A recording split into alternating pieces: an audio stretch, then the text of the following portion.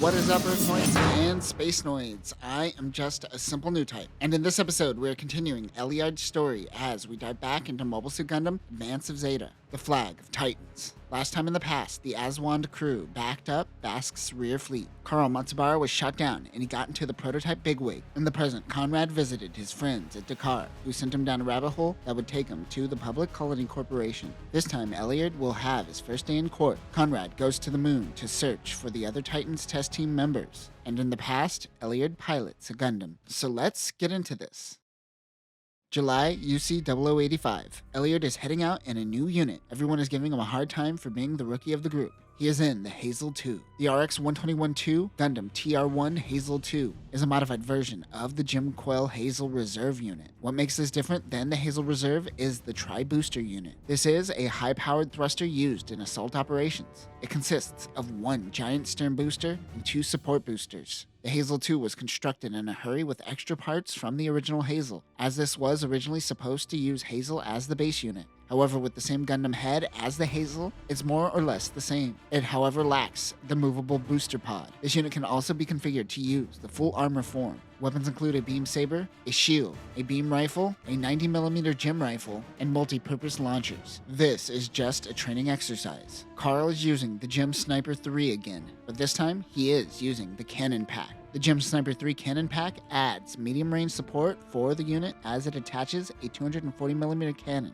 used by the Gem cannon. Everything else about the Gem Sniper remains the same. Carl is also testing the Galbati Beta's shield during this test. They head out. Elliard mentions that the Hazel 2 derives from the original GUNPLA Reserve unit. The RGM-79Q GUNPLA Hazel Reserve unit replaces the Gem head with the Gundam head, just like Hazel. The parts of this version can be replaced with the Hazel parts, though I believe this is true for all Quell variants. This unit will be modified enough to get its own designation to the Hazel 2. He reminisces on the Gundam lineage. He even heard rumors of there being 3 Gundam units used during the Delaz conflict, even though there is no evidence of that happening. Regardless, he is now piloting a Gundam, and with that comes a sense of pride. Their comms aren't allowed during training exercises. A beam blast from Carl comes out of nowhere. Elliard hides behind an asteroid. The huge propellant tank on this unit is throwing Elliard off a little bit. He sees another beam blast. That gives away Carl's location, and he begins moving in. He has to move erratically to prevent being hit. He tries to shoot at Carl knowing he is out of range. Carl doesn't flinch. As the unit rushes, he hears Carl over the comms saying, "What's that?" They aren't allowed comms, so this is an emergency broadcast. He says this is not a drill, 3 mobile suits are approaching. Being in the Gem Sniper gives them a far wider range. They have limiters set on their weapons. It is Federation protocol to not allow a pilot to change the limiter on the fly to prevent accidents. In other words, they are defenseless. It happens to be the Rikdam, Zaku, and Galgug commander unit with the Zaku shoulder spikes. Sure enough, these are the same guys from before, which means that the Zanzibar shouldn't be too far away. Why wasn't the Aswan able to pick them up? This shouldn't have been a problem. Carl shoots his sniper rifle at the 3 Zeon mobile suits. It wouldn't cause any damage, but it does make them scatter.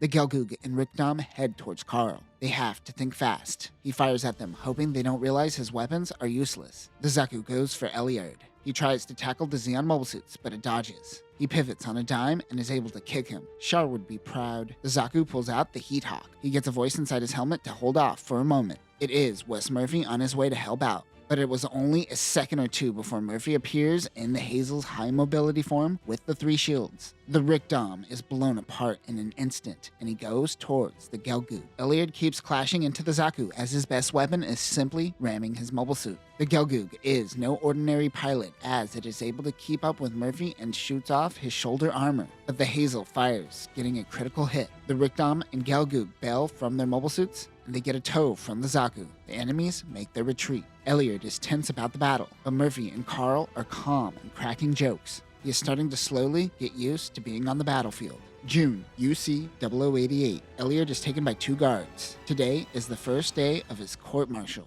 He is taken to an EFF facility in a jeep. This is the first time he has been outside in quite some time. On the battlefield, he feels like he has more control over his life and always seen it as a gamble. In the courtroom, he has to leave it in the hands of someone else. He enters into the courtroom where Conrad is waiting for him. He tells him to just do as he says. The chief judge is Commodore Georgy Milkov, and the prosecution is Captain John Gordon. Conrad tells Elliard that this man has been with the Intelligence Bureau his whole career, and he is a tough opponent to beat. John Gordon explains the 4 charges brought up against Elliard: the crime of participating in the Colony 30 incident, the willful and dangerous flight with the Nashimar, desertion in the face of the enemy during the Colony Laser battle, and the last being the personal destruction of a new weapon. They are about to ask him if he pleads guilty. Conrad tells him he can't sit on the fence on this one. He has to be firm in his answer. He listens and says not guilty to each charge as they are listed to him. The prosecution brings evidence to the court. Even Elliard found them to be convincing. After giving their evidence to the court, it is now the defendant's turn to do some cross-examination. But Conrad says that they have nothing to say. Elliard is stunned. Their next hearing will be in 1 week. Conrad tells them not to worry.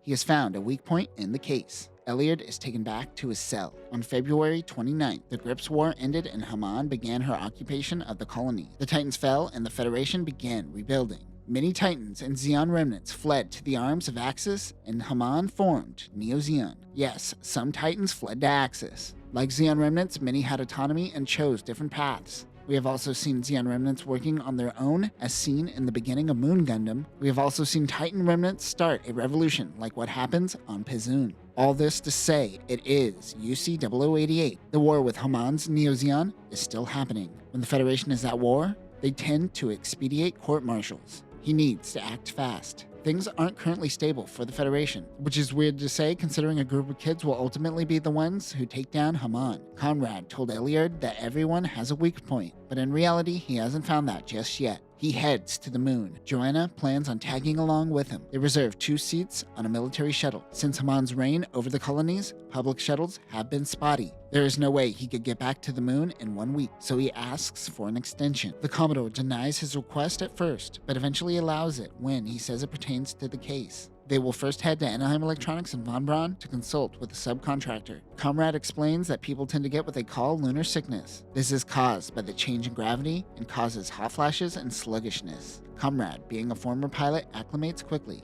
but it hits Joanna hard. They stay at a civilian hotel instead of a military facility to prevent any friction from the top brass. On Von Braun, many of the subcontractors have their own subcontractors. The junkers in the lower levels of Von Braun are all subcontractors, usually not realizing that they are doing work for Anaheim Electronics because it's all been outsourced to death. Very early on, we covered developers Mobile Suit Gundam before 1 Year War, where although Zeonic took all the glory for the Zaku, it was actually outsourced to a small family-run company called Haseoka Industries. A few days of exploring databases, and they get nothing. Conrad goes out on his own. He heads into a bar as he is getting nowhere. A man in the bar asks him for a drink in exchange for a story. The bartender says to ignore him, but he offers the drunk a beer. He says that he knows of the Gundam that was on the Aswan. Well, that was convenient. He says that he was a mechanic on the Aswan, and his name is Hendrik Ness. He could tell that Conrad was a soldier. Maybe this man has the answer he is looking for. August, UC-0085.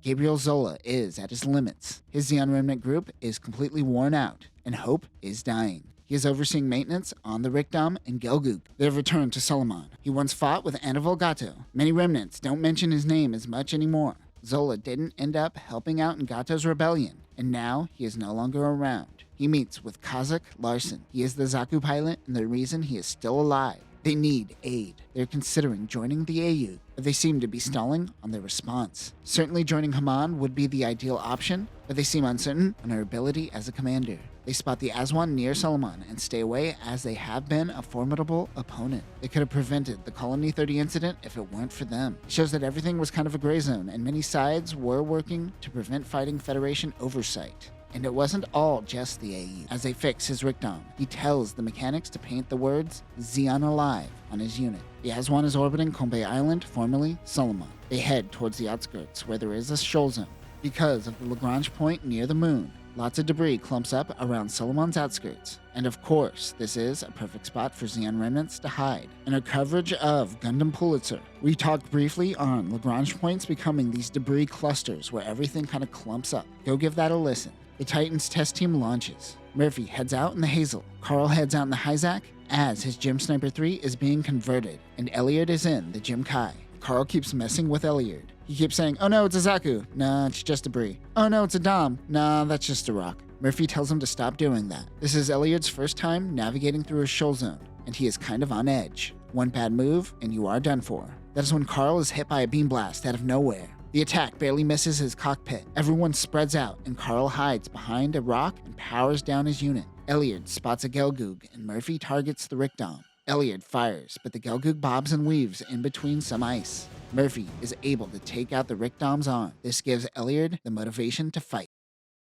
And that will do it for this episode. This is an interesting time where the Titans held the authority around the Earth sphere, and both Zeon remnants and the AUG shared a similar enemy. Many groups struggling and on the verge of dying look towards these new factions. Some go to the AUG, some go to Neo Zeon, and some even end up going to Mars. Next time, Conrad hears what Hendrik Ness has to say, and it will lead him to Audrey April and Carl Matsubara, and we will see the prototype Ashimar TR-3 Kihar. But that will do it for now, new types. Remember, if you pop a Gundam head on it, it's technically a Gundam. Peace.